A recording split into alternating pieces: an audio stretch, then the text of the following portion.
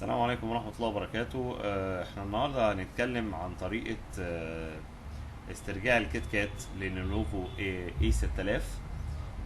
زي ما احنا شايفين هنا السيستم اهوت اللي موجود دلوقتي هو اندرويد فيرجن 5.0.2 اللي هو اللولي بوب. اللولي بوب بالأمانة فيه شوية مميزات، يعني الشكل أحسن، الصوت أعلى، صوت الجهاز بيبقى أعلى، حتى النوتيفيكيشن ساوند نلاحظ إن هو أعلى بكتير. آه، هنشوف دلوقتي الخطوات ازاي ان احنا نرجعه تاني للكيت كات. اسف اذا كان الفيديو مش معمول بشكل بروفيشنال شويه، لان انا يعني اول مره استخدم الويب كام مع التسجيل، فالموضوع بالنسبه لي يعني متلخبط شويه. اول حاجه هنبدا نعملها، هنبدا عندنا هنا نفتح في ويب سايت انا هحطه لكم على تحت الفيديو. الويب سايت اللي هو ده، الويب سايت ده المفروض ان احنا بنحمل كل الحاجات اللي موجودة فيه، 1 2 3 4 5 كده، تمام. ده اللي هو الروم اللي احنا المفروض بنحطه على الجهاز يرجع لنا تاني كيت كات، ودي البرامج والحاجات المستخدمة. بعد ما بتحملوا دول، انا هنا محملهم اوريدي، هنلاقي عندنا هنا، انا هنا محملهم 1 2 3 4 5. السادس اللي هو البرنامج اللي هو 7 زيب ده، عشان نفك الضغط بتاعهم زي ما احنا شايفين. اول حاجه هنحملها اللي هو لينوفو اي 6000 يو اس بي درايفر. نبدا نعمل له كده انستول عادي جدا. نيكست، نيكست، اي اكسبت، انستول.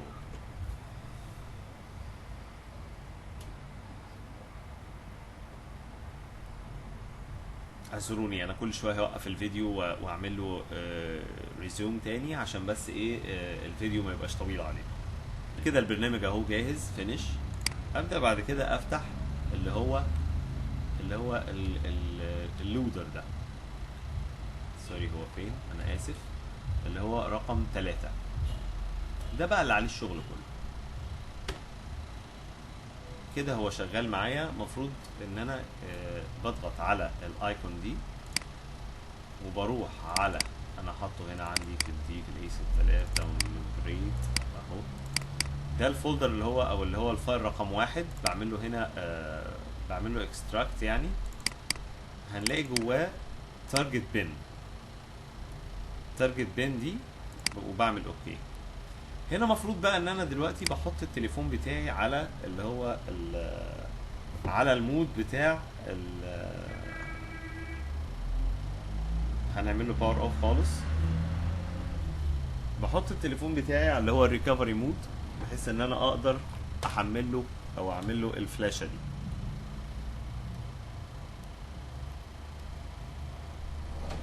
وصلت عادي اهو الكابل بتاعنا، وهبدا اوصل الكابل في الكمبيوتر بتاعي، وببدا اشغل الموبايل عن طريق ان انا بضغط على زرار الباور. هو طبعا هو دلوقتي المفروض ان هو داخل على كانه هو يعني كانه بيشحن. المفروض ان انا هشغل بزرار الباور، باور بوتن، مع فوليوم اب كده اهو. اول ما بيبدا يديني العلامه دي بشيل ايدي من على زرار الباور، وافضل برضو ضاغط على الفوليوم اب.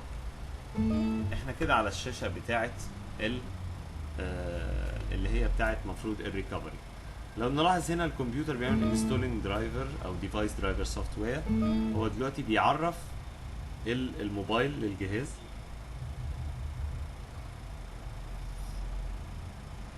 ننتظر لحد ما يخلص. طبعا قبل ما بنعمل الموضوع ده بنكون واخدين باك اب من كل حاجه مهمه عندنا على الكمبيوتر، على الموبايل بتاعنا. على الموبايل بتاعنا ننقلها بقى على ايه، على اي حاجه. بص عندي هنا مشكله في الدرايفر، ان هو ما حملش الدرايفر.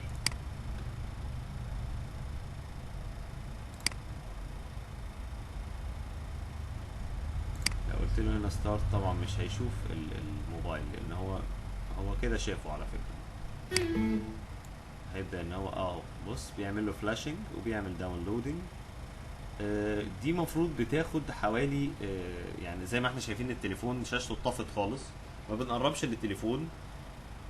قبل ما بنعمل ده كله صح، نسيت انبه ان لازم يكون البطاريه مشحونه كويس. الكابل ما يتفصلش خالص، يعني ما تحطش الكابل بطريقه ان هو يتفصل ويرجع والكلام ده. الموضوع ده بياخد حوالي مثلا 7 دقايق تقريبا على حسب ما السايت بيقول. احنا نشوفه هنا يطلع معانا في كام سكند. هوقف الفيديو لحد ما يخلص وارجع لكم تاني. طبعا احنا مستنيين العدد، لو تلاحظوا الثواني بتزيد. هي المفروض تفضل كده لحد ما يديني هنا كلمة ان هو باس ده، يبقى هو خلاص كده خلص التفليش بتاع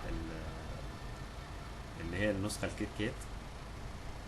وزي ما احنا شايفين قدامنا برضو الموبايل لسه في حالة الاغلاق بتاعته، اللي هو تحس ان الموبايل مقفول بس هو شغال على فكرة.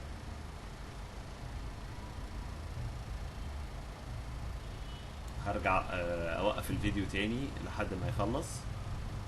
زي ما احنا شايفين هنا هو كده ادانا كلمة باست، يبقى هو كده المفروض ان هو خلص. تمام. كل اللي انا بعمله بفصل ده كده وبعيد تشغيل تليفوني عادي جدا من الباور بوتن بتاعه.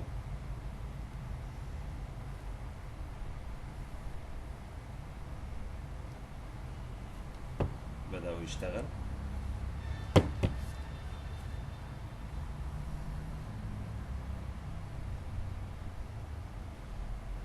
هياخد وقت طبعا لان هو بيعمل لسه زي انستولينج كده للروم اللي احنا حطيناها، فبياخد شويه وقت.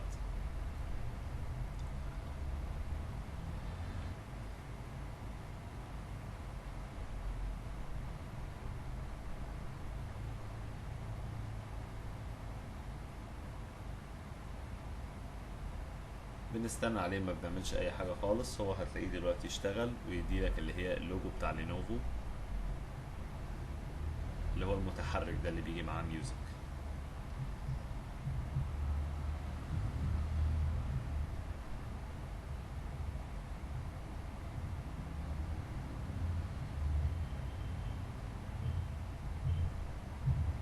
هوقف الفيديو شويه لحد ما يحصل اللوجو ده وابدا التصوير تاني. زي ما احنا شايفين اهو بدأ يشتغل، ادانا اللي هو اللوجو بتاع لينوفو. ومفروض بعد شويه هتلاقيه فتح معاك يبدأ يحط السيتنج بتاعت اللي هي الكيت كات. هنصبر عليه برضو لحد ما يخلص خالص ونبدأ نتعامل معاه.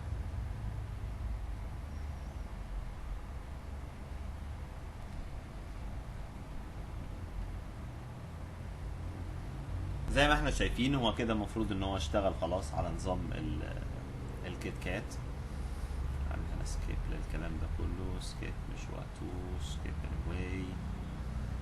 اوكي، هيطلب مننا الدولة بتاعتك وكده. طبعا انا مش حاطط سيم كارد ولا حاطط اي حاجة، فهو الموضوع بالنسبة له مبهم خالص. زي ما احنا شايفين كده اهو. انا بتأسف طبعا على رذاذة الصورة، انا اول مرة اسجل بالويب كام دي، مش عارف جودتها ولا اي حاجة. بس كده رجع معانا اهو السوفت وير بتاعنا للسيستم. نزلنا تحت خالص على about phone، هنلاقيه ان الديفايس انفورميشن رجع. هحاول اقلل الاضاءة شوية بتاعت الشاشة بتاعته عشان تشوفوها اكتر. هنلاقي ان السيستم بتاعه رجع اندرويد فيرجن 4.4.4 زي ما احنا شايفين، او مش شايفين مش عارف، بس هي كيت كات. وبكده يبقى الجهاز رجع معانا كيت كات تاني. اتمنى ان انتوا تنضموا لصفحتنا وتعملوا لايك للفيديو، ولو اي حد عنده اي تعليق ممكن ان هو يسيب لي التعليق تحت الفيديو وان شاء الله ارد عليه. شكرا لكم والسلام عليكم ورحمة الله وبركاته.